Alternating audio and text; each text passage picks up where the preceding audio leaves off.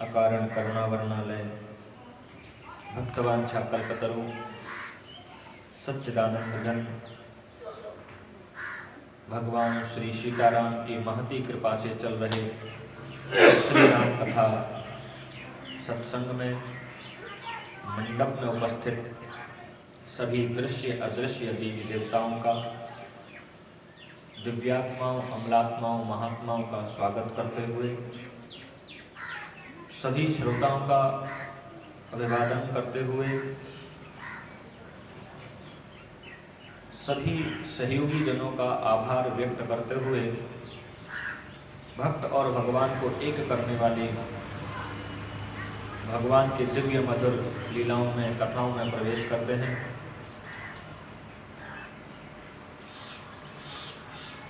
कल की कथा में भगवती जगदम्बा के द्वारा पूछा गया प्रश्न भगवान शिव से, श्री राम कौन है, उनके अवतार के कारण क्या हैं। अवतार के कारण बताते हुए भोलेनाथ ने भगवती जगदम्बा को भगवान के अवतार के अनेक कारण बताए। जब जब होहि धर्म की हानि, बाढ़हि असुर अधम अभिमानी, तब तब धरि प्रभु विविध शरीरा, हरे ही कृपा निधि सज्जन पीरा।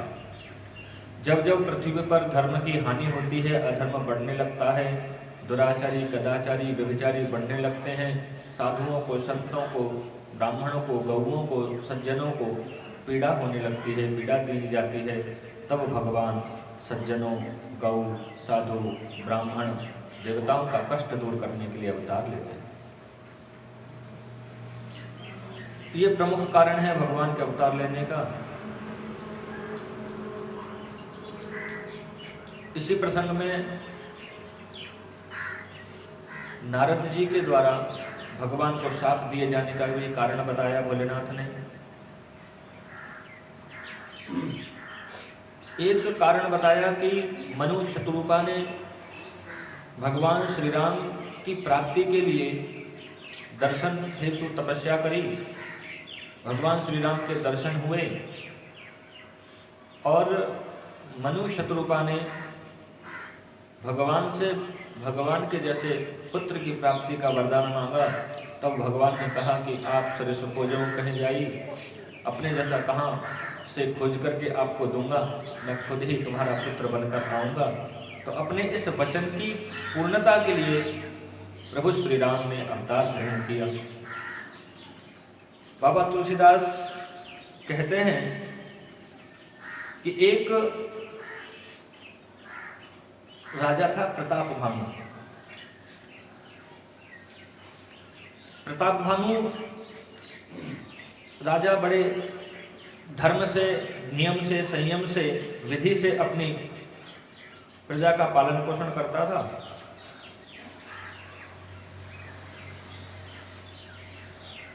एक बार इस प्रतापभानु ने पूरी पृथ्वी पर सभी राजाओं को अपने अधिकृत करने के लिए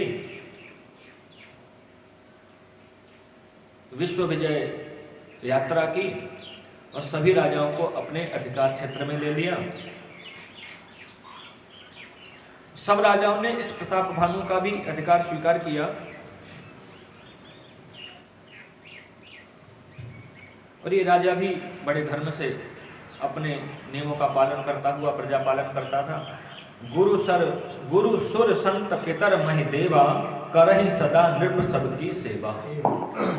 गुरुओं की सेवा करना, संतों की सेवा करना, देवताओं की पूजा उपासना करना, पितरों का श्राद्ध आदि करना, ये सब प्रतापभानु बड़े श्रद्धा से किया करते थे। तो प्रतापभानु एक अच्छा राजा माना जाता था, क्योंकि इसके कर्म में एक विशेषता और भी थी कि करहि जे धर्म कर्म मन वाणी, वासुदेव अर्पित नृप ज्ञानी। प्रतापभानु राजा जो भी कर्म करते थे, धर्म, कर्म, पूजा पाठ, जप, तप, जो कुछ भी करते थे, अंत में वो सब भगवान को समर्पित कर देते थे। देखो, ये पद्धति है पूजा करने की। हम जब पूजा करते हैं, पूजा में प्रवेश करते हैं तो आचमन प्राणायाम, जल छिड़कने के बाद और आसन पर बैठने के बाद संकल्प लिया जाता है। सामान्य रूप से भले ही हम डेली की नित्य प्रति की पूजा में संकल्प न लेते हों, लेकिन जब हमारे यहाँ कोई कथा होती है या अन्य कोई पूजा पाठ होती है तो ब्राह्मण जब आते हैं तो वो पूजा से पहले संकल्प करते हैं कि हम ये पूजन कर रहे हैं देवता का, इस प्रकार से। तो जब संकल्प लेते हैं हम भगवान की पूजा करने का, तो इसी पूजा पद्धति में जब पूजा पूरी हो जाती है तो अंत में वो आचार्य हाथ में जल लेकर के अनेनो कृतेनो पूजनेनो कर्मणा श्री परमेश्वर प्रियताम न मम, कि जो कुछ भी कर्म किया गया है पूजन आदि वो सब भगवान को समर्पित, तेरा तुझको अर्पण। तो ये प्रताप भानु भी अपने समस्त धर्म कर्म को भगवान वासुदेव को समर्पित करके ही अपना कर्तव्य पूरा करता था। यानी कि प्रताप भानु यह जानता था, समझता था कि करने वाले भी भगवान, कराने वाले भी भगवान, तो हम कौन बीच में? भोक्ता भोग्य सब भगवान।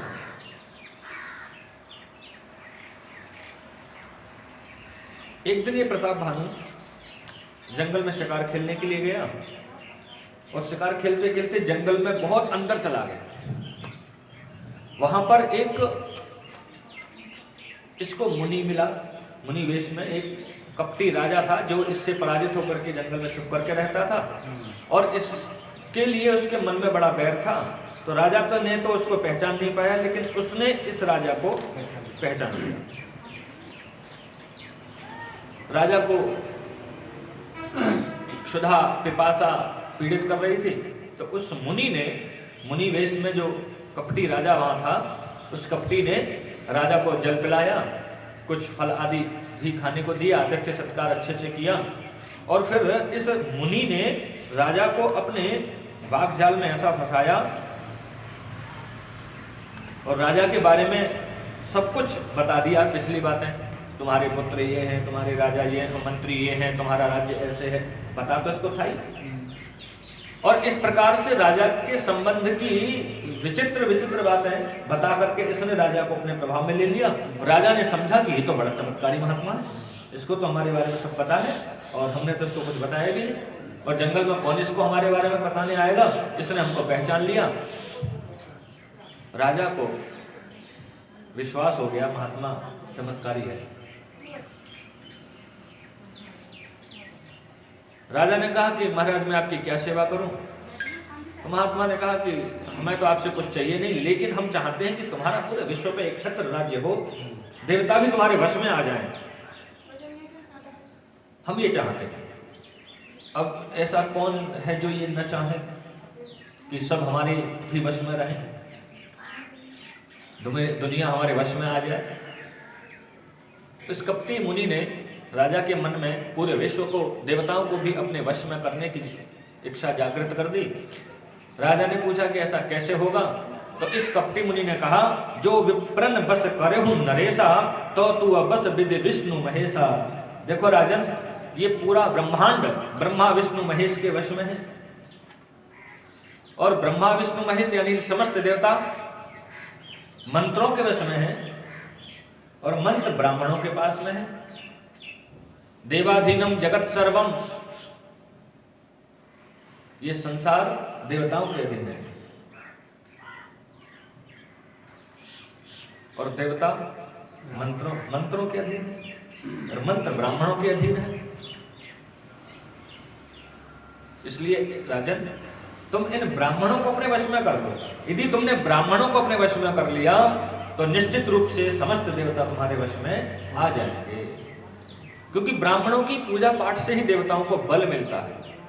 ब्राह्मण जो पूजा करते हैं, पाठ करते हैं, जप तप यज्ञ हवन श्राद्ध आदि करते हैं, उनसे ही देवताओं और पितृलोक के पितरों को बल प्राप्त होता है, जिससे वो संसार का पालन पोषण और संचालन करते हैं।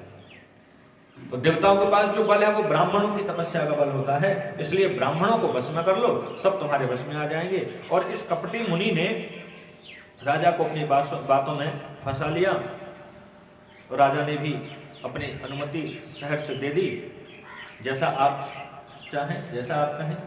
लेकिन ऐसा होगा कैसे? तो इस कपटी मुनि ने कहा कि तुम चिंता ना करो, हम तुम्हारे राज्य में आएंगे छुप करके और तुम्हारी रसोई में भोजन बनाएंगे तंत्र विधि से, और उस भोजन को ब्राह्मणों को खिलाना, और जो भी उस भोजन को खाएगा वो तुम्हारे वश में हो जाएगा। और अभी तुम विश्राम करो, मैं अपनी माया से तुम्हें तुम्हारे राज्य में पहुंचा देता हूं। तो राजा विश्राम के लिए लेट गए। इस कपटी मुनि का एक मित्र हुआ करता था, राक्षस मायावी। उसने उससे को संकेत किया राक्षस को। राक्षस ने सोते हुए राजा को उसके महल में पहुंचा दिया क्षण मात्र। अब तो राजा का विश्वास और भी दृढ़ हो गया, महात्मा तो बड़ा चमत्कारी है। प्रातःकाल ही राजा उठे। राजा ने अपनी सारी जैसी व्यवस्थाएं मुनि ने बताई थी वैसी कर दी। कपटी मुनि अपने राक्षसी मित्र के साथ राजा की पाकशाला में आ गए, रसोई में आ गए, भोजन बनाया, सभी ब्राह्मणों ऋषियों को आमंत्रित किया राजा ने। इस कपटी मुनि ने भोजन में चतुराई से मांस मिला दिया। मांस मिला हुआ भोजन इसने तैयार किया। सभी ब्राह्मण बैठे भोजन करने के लिए। भोजन परोसा गया। जैसे ही ब्राह्मण उस भोज्य पदार्थ का संस्कार करके उसको ग्रहण करने के लिए तैयार हुए, भगवान को लगा कि ब्राह्मणों को तो कुछ ज्ञात है नहीं, तो इनका तो धर्म भ्रष्ट हो जाएगा। तो उसी समय पर आकाशवाणी हो गई और आकाशवाणी ने कह दिया, ब्राह्मणों इस अन्न को मत खाओ, ये अन्न दूषित है, इसमें मांस मिला हुआ है। और जैसे ही आकाशवाणी हुई ब्राह्मण खड़े हो गए। ब्राह्मणों को क्रोध भी आ गया, ऋषियों को, मुनियों को, संतों को। और क्रोध में आकर के ब्राह्मणों ने राजा को जाई निशाचर हो नृप मूढ़ सहित परिवार, मूर्ख तूने हमारा धर्म भ्रष्ट करने का प्रयास किया है, तू परिवार सहित राक्षस हो जा, तूने राक्षसों जैसा काम किया। ब्राह्मणों ने शाप दे दिया। यद्यपि राजा ने क्षमा मांगी, याचना की, लेकिन अब ब्राह्मणों का जो वचन है उसको कैसे झूठा किया जा सकता है। ब्राह्मणों की वाणी तो ब्रह्म वाक्य जनार्दनम, भगवान भी इसका अनुमोदन करते। राजा ने जाकर रसोई में देखा तो न वहां कपटी मुनि था, न वहां कोई रसोईया था, सब गायब, अदृश्य। अब राजा समझ गया हमारे साथ धोखा हुआ, अब तो भैया हो ही सोई जो राम रच रहा था। राजा को शाप मिल ही गया राक्षस हो जाने का। ब्राह्मण तो अपने अपने स्थानों पर चले गए। देखो, आपने भागवत की कथाएं भी सुनी होंगी।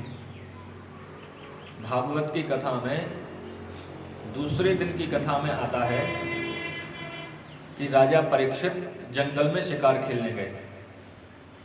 यहां भी ये प्रताप भानु शिकार खेलने आया जंगल में। राजा परीक्षित ने वहां पर एक असली महात्मा को नकली समझ लिया और नकली समझ करके उनके गले में सांप डाल दिया मरा हुआ। तो परिणाम क्या हुआ कि मुनि के पुत्र ने शाप दे दिया, 7 दिन में सांप के द्वारा ही मृत्यु होगी, ये शाप दे दिया। और यहां इस प्रताप भानु ने भी जंगल में एक महात्मा का दर्शन किया, नकली को असली समझ लिया। भागवत में असली को नकली समझ लिया तो भी नुकसान, और यहां रामायण में नकली को असली समझ लिया तो भी नुकसान। अच्छा, एक बात है, इसलिए हमें भी सावधानी रखनी चाहिए, असली को नकली न समझ बैठे और नकली को असली न समझ बैठे। पहचानने की क्षमता हमारे अंदर होनी चाहिए। अच्छा चलो, असली को नकली समझने में अपराध है, लेकिन अगर हम नकली को असली मान लें तो उसमें तो कोई बहुत बड़ी गलती नहीं। असली को नकली समझ लिया हमने, नकली को असली समझने में क्या है? नकली तो न जाने कितने घूमते, फिर भी हम वंदन, प्रणाम, अभिवादन, स्वागत, उनका आतिथ्य तो करते ही हैं। तो इसमें राजा को कोई बहुत बड़ा अपराध यहाँ वैसे दिखता तो नहीं, लेकिन राजा का अपराध ये नहीं था कि इसने नकली को असली समझ लिया। राजा का अपराध ये था कि ये राजा पहले जो भी कर्म करता था वो सब भगवान को समर्पित कर देता था, भगवान का ही सर्वस्व समझता था। और इस नकली महात्मा से मिलने पर इस राजा के मन में क्या बात आ गई कि पूरे विश्व को हम अपने वश में कर लें, ब्राह्मणों को अपने वश में कर लें। तो अब ये खुद ईश्वर बनने का विचार करने लगा। इसलिए सावधान रहना चाहिए, नकली और असली में भेद हमें होना चाहिए।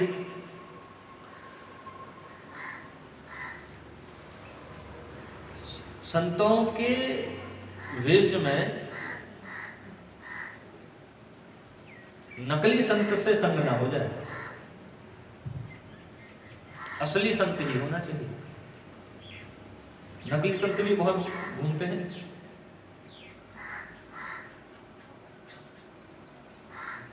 हम एक बार बहुत समय पहले हरिद्वार में विद्यालय चलता था, वेद विद्यालय, तो वहाँ पढ़ाते थे। तो जहाँ विद्यालय था उससे लगभग आधा किलोमीटर दूर से पहाड़ी इलाका शुरू हो जाता था। तो एक दिन ऐसी घूमने हम निकल गए सायंकाल के समय। तो वहाँ एक छोटी सी कंदरा बनी हुई थी, गुफा सी पहाड़ में, गंगा जी के किनारे। तो हम उधर गए, वहाँ देखा एक व्यक्ति बैठे हुए थे अंदर गुफा में। अब गुफा में गंगा जी के किनारे कोई बैठे हैं तो श्रद्धा होना स्वाभाविक है। तो हमने जाकर उनको वंदन किया।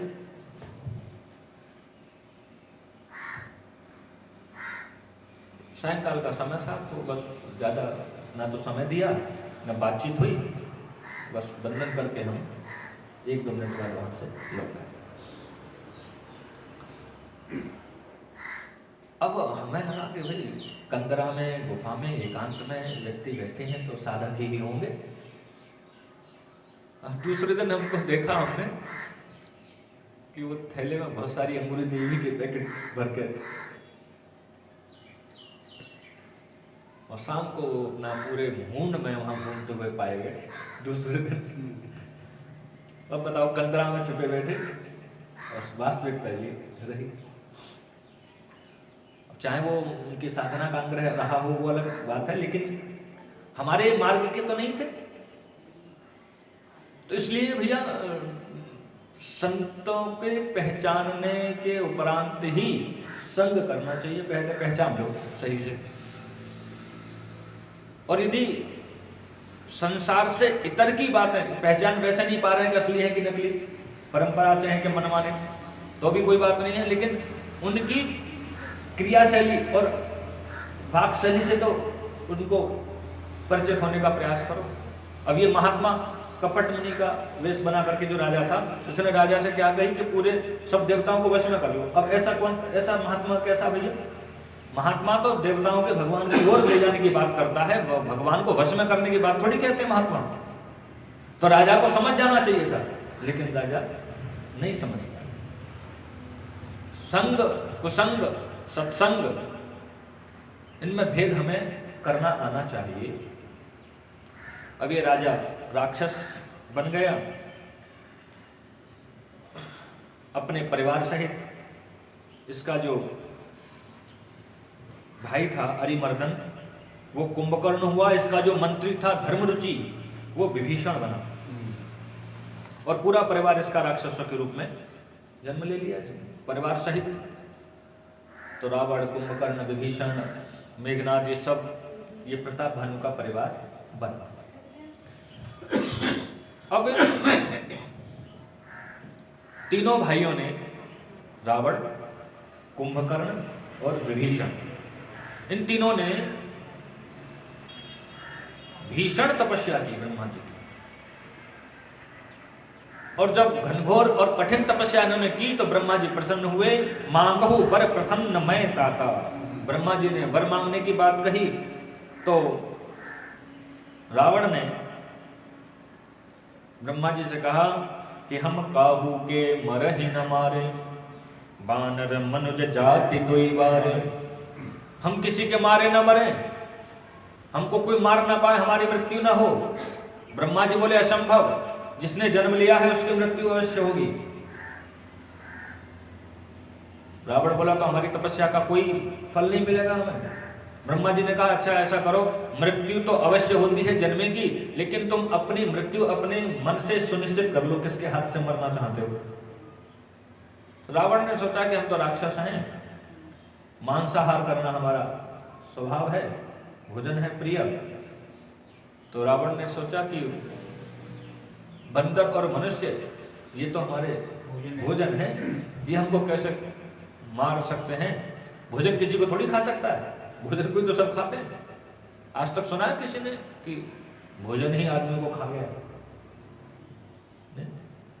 तो रावण ने कह दिया कि बंदर और मनुष्य इन दो को छोड़कर हम किसी के हाथ से न मरें, हमारी मृत्यु हो तो इनके द्वारा। ब्रह्मा जी ने तथास्तु कह दिया।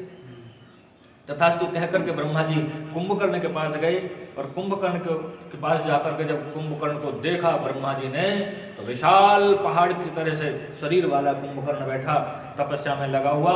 तेहि बिलो की मन विस्मय भयऊ, उसको देख करके ब्रह्मा जी के मन में तो बड़ा विस्मय हुआ, रे भैया ये तो बड़ा हष्टपुष्ट है, ये तो एक बार में मेरी सृष्टि का सारा दाना पानी खत्म कर देगा।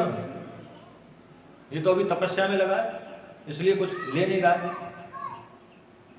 ब्रह्मा जी ने कहा भाई तपस्या तो इसने भी करी है, तो इसको भी वरदान तो देना ही होगा। ब्रह्मा जी ने कहा वरदान मांगो। डरते डरते ब्रह्मा जी सोच रहे पता नहीं क्या मांगे।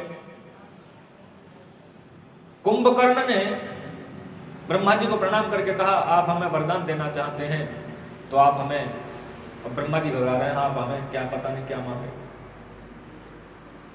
ब्रह्मा जी ने बुद्धि की देवी सरस्वती मैया को संकेत किया, देवी इसकी बुद्धि को थोड़ा भ्रमित करो, इसका क्या भरोसा, क्या मांग बैठे। तो सरस्वती मैया इसकी जिह्वा पर विराजमान हुई, और इसने कुंभकर्ण ने ब्रह्मा जी से कहा प्रभु आप हमें वर देना चाहते हैं, तो ये मांगना तो चाहता था इंद्रासन, इंद्र का आसन, लेकिन सरस्वती मैया ने बुद्धि को भ्रमित कर दिया और इसके मुंह से निकल गया हमें वरदान दे दीजिए, हमको निद्रासन चाहिए। इंद्रासन की जगह निद्रासन मांगी। ब्रह्मा जी ने तुरंत कह दिया तथास्तु तथास्तु तथास्तु, ले जाओ वरदान। अब जैसे नींद का वर मांगा तो रावण ने कहा प्रभु ये आपने क्या कर, ये अगर ये सोता ही रहेगा तो फिर जीवन किस इसका, ये तो संसार में कुछ देख ही नहीं पाएगा। तो रावण के कहने पर ब्रह्मा जी ने कहा कि चलो 6 महीने के बाद ये एक दिन के लिए उठा करेगा, 6 महीने सोएगा, एक दिन जगेगा और फिर सो जाया करेगा 6 महीने के लिए। तो इतने पर भी इन्होंने स्वीकार कर लिया, चलो एक दिन ही सही। 6 महीने बाद कुंभकर्ण को वरदान देने के बाद ब्रह्मा जी पहुंचे विभीषण के पास, और विभीषण को देख करके ब्रह्मा जी प्रसन्न हो गए।